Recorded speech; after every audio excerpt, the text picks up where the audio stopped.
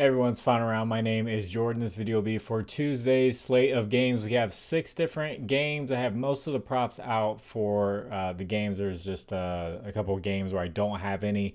So I will just let you guys know what I'm going to be looking for. And then in the pinned comment, if I see something that I really love, then I will put that in the pinned comment for those games that I don't have anything for. And also in the pinned comment, I will put a parlay in there, a 2-leg parlay. That's going to be near even money or a little bit plus money, and that's going to be on Onyx odds, which is pretty close odds to FanDuel. If you guys don't know, I tried the ladder challenge. It busted on day 2, and I was like, okay, well, it's really crazy to try to hit 10 of these in a row. So you can go ahead and start laddering them if you want to. I will put them out there. Like the last one I just did in the last video was plus 123, and that hit pretty nicely. So there's gonna be duds every once in a while, so I don't want to put pressure on that to try to hit 10 in a row. So I'm just gonna put those out there as just like really good legs that I see. So that will be in the pinned comment, and I'll be playing those on Onyx odds. But you will see images that come up on the screen on both sides. It's from a data app called Outlier. There will be a link in the description for a 7-day free trial for Outlier. And let's jump into this first game. It's going to be the Warriors at the Magic. Warriors are 3.5-point favorites. Warriors will not have Jonathan Kuminga, and Buddy Hield is probable. The Magic will not have Paolo Banchero, and Jalen Suggs is questionable. Warriors are 5-5 against the spread in their last 10. Magic are 6-4 against the spread in their last 10, but they haven't had Banchero for the past couple of games. Warriors struggle against the center position, so I took a look at Wendell Carter Jr. His full games points, he has played well with Paolo Banchero out. The Warriors give up the 8th most points to the center position, but there was a prop 2 seasons ago that was just like automatic, and it was Wendell Carter Jr. first quarter points. So took a look at his first quarter points, and he's hit it in 8 out of the last 10 games. So he's been a lot more aggressive with Paolo Banchero out. He's had 4 and then 8 in those 2 games. So I really like that prop for him. Maybe he can go on another run like he did a few years ago. That made us a lot of money. And then for the Warriors, it's really hard to find some guys. Like Moses Moody has like a really hot game with Kuminga out, and then a really big dud with Kuminga out. But I just want to point out the matchup here for Steph Curry. So I'm gonna put him up there. You see he's been inconsistent. He plays well in big games when he's on TV and everything. But the Magic, they have really struggled against the point guard position. They give up the 5th most points to the point guard position. At one point, they're giving up the most points to the point guard position. I can recall like Tyrese Maxey crushing them. So he has a really good spot here to have a good game. So I just wanted to point that out there and put it there, but there are some props in this video that have much higher hit rates. So overall, this game isn't too exciting or anything. Pretty solid defenses, slower paced teams. And with Banchero out, I'm gonna lean the Warriors. This next game is the Celtics versus the Nets. Celtics have no new injuries. The Nets still do not have Cam Thomas. Celtics are 4-6 against the spread in the last 10, and the Nets are 5-5. They've been kind of decent with Cam Thomas out the past few games. Boston gives up the 2nd least points, and the Nets give up the 3rd most points. So really good spot here for Boston players to score a lot of points. But the Celtics struggle against one position, and that's the center position. They don't have really good defenders there. So the center for the Nets, Nick Claxton, has actually been pretty consistent. He's hit his points line in 8 out of the last 9 games, averaging 16 points a game.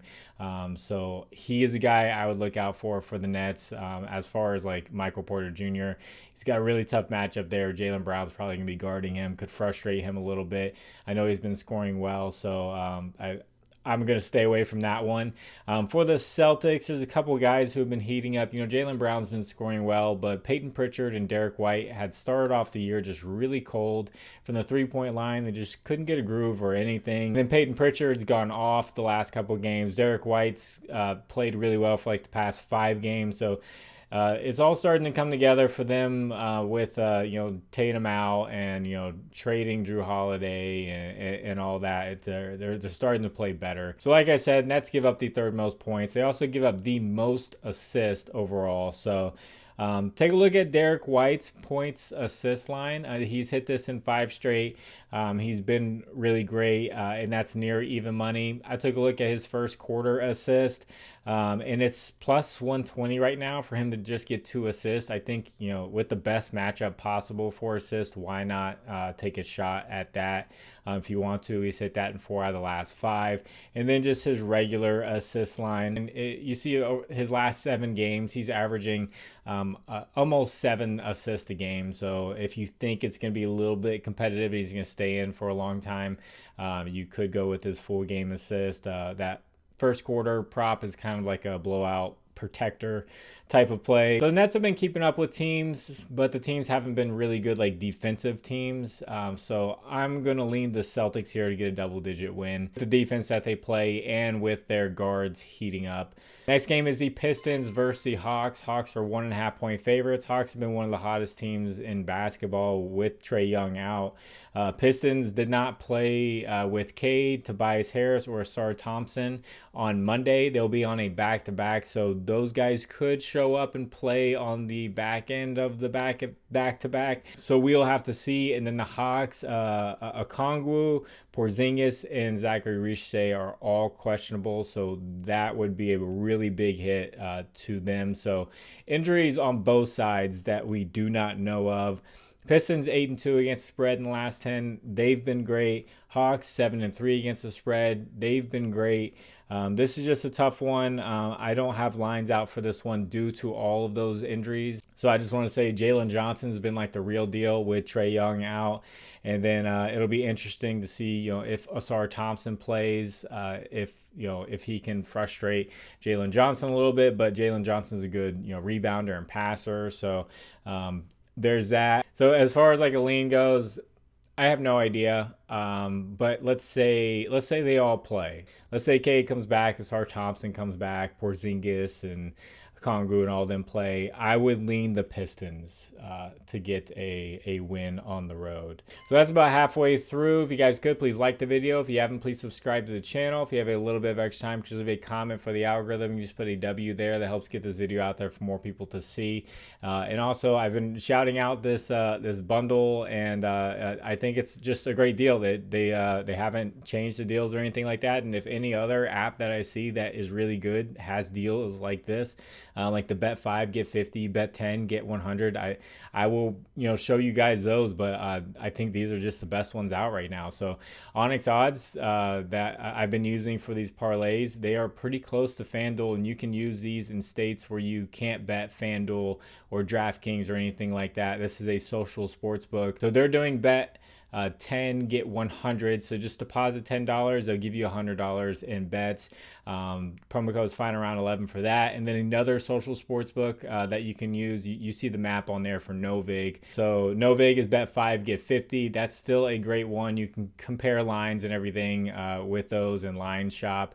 And then Underdog Fantasy, the competitor to PrizePicks, is doing an awesome bet 5 get 100. So if you don't have any of those, you could bet $20 on 3 different apps, get 250 to play with, and then go from there. Or if you just want the social sports books, bet 15 get 150. I think that's just an awesome one, and you can line shop and all that. So promo code's fine around 11 for all of those. Thank you to anyone who uses those. I'll put links in the pinned comment and the description. That'll take you there with the promo code. This next one's very interesting. The Grizzlies at the Spurs. Spurs are 6.5-point favorites. Grizzlies won't have Ja Morant for a couple of weeks. Spurs will be sitting Stephon Castle, Dylan Harper, and then Victor Wembanyama, all sitting. So this will be a game where some lesser-known players will have to step up. Obviously, De'Aaron Fox is set up to have a really big game here, so I'm going to put his line up here. It's at 25-plus points.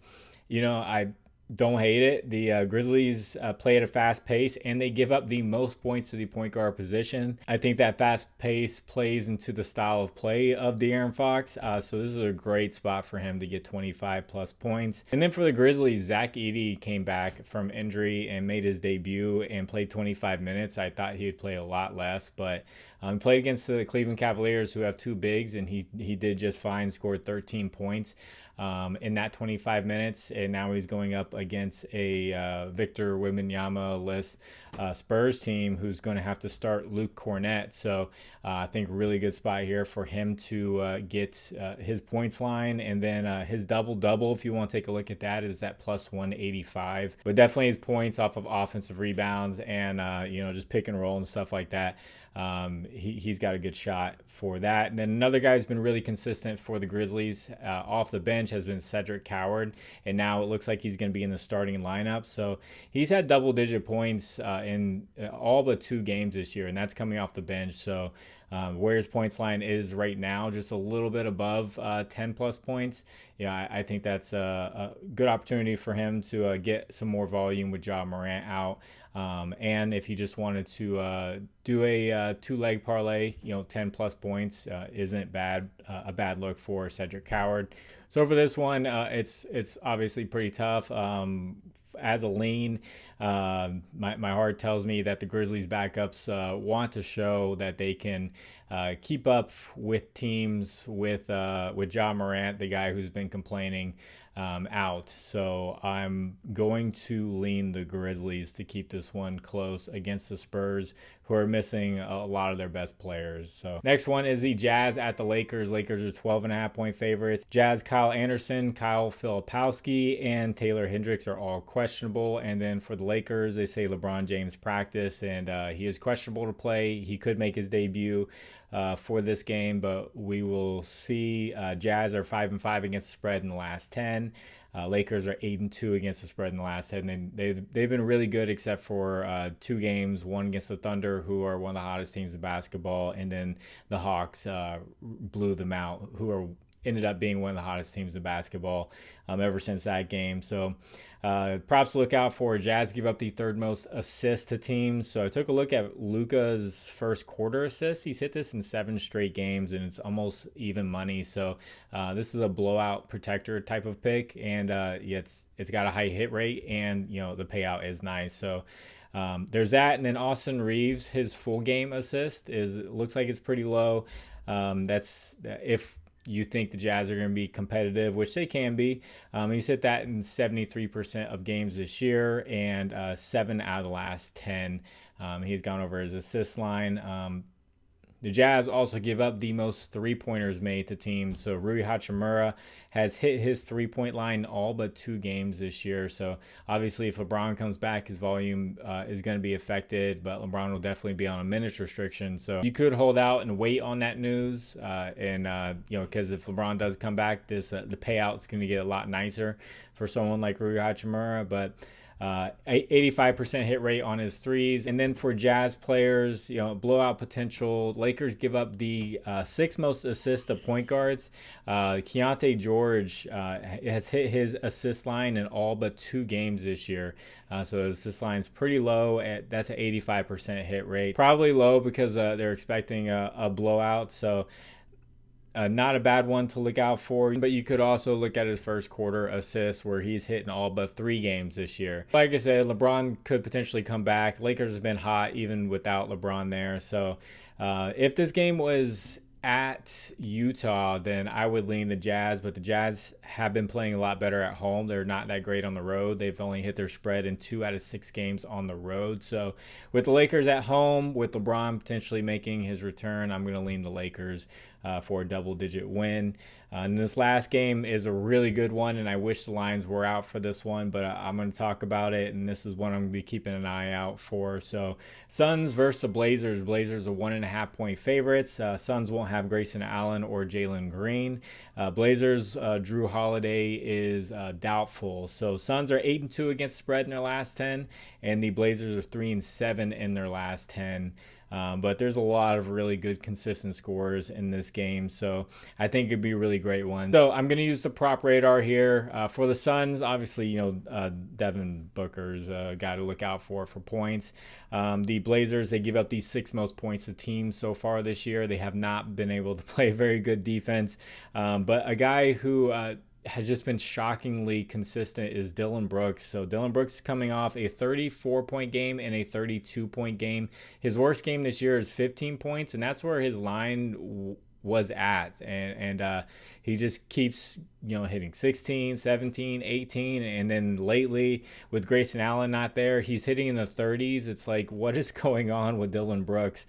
So keep an eye out for Dillon Brooks lines in this really good matchup against the Blazers, who just haven't been able to stop anyone, really. And then for the Blazers, with Drew Holiday out, I think the distributing duties is probably going to go to Deni Avdija as like the main guy. He's one of those forwards that can rebound, assist. He can do all those things. His assist line could be a good one to look at, but his scoring has been great. And then another guard is Shaedon Sharpe. His scoring has been great and consistent all year long. And then Jeremy Grant off the bench, his scoring has been great. Like these 3 guys have been just absolutely consistent. We keep an eye out for their lines. I could make a parlay with this game depending on where everything comes out at. I think this is going to be a really great one to target. So I wish I had them and I could put them up on the screen. But unfortunately, we just have to wait on that. So as you're watching this, you probably can check. And in the morning, I'm going to check. They'll definitely be out. I'll look. If I see anything I love, I'll put it in the pinned comment. It could be, the parlay of the day from this game, but there are some other props that I really love that I might alt down just a little bit. So we'll see. As for lean here, the Suns have been hot, so I'm gonna lean the Suns on the road as underdogs versus the Blazers. So that is 6 games for Tuesday. If you want to discuss lines further, I have a Discord. Link is in the description. Hop on in there. Talk about basketball, football, all that good stuff. That is completely free. And then as far as a recap goes, my really only official play was the parlay for plus 123. And it almost hit in the first half. Josh Hart was 1 assist away, and he didn't get an assist in the third quarter, so I would say it was sweat-free, but he came in the fourth and got an assist and hit that, I want to say, easily. So it was a nice one, so hopefully we can get more of those, just no sweat for even money. And I know a lot of people have been taking those, so keep an eye out for that. And like I said, I'll be playing that on Onyx Odds. So gonna get this one edited and get it out to you all. God bless you. It's Final Round. My name is Jordan. I will catch you on the next one. Bye.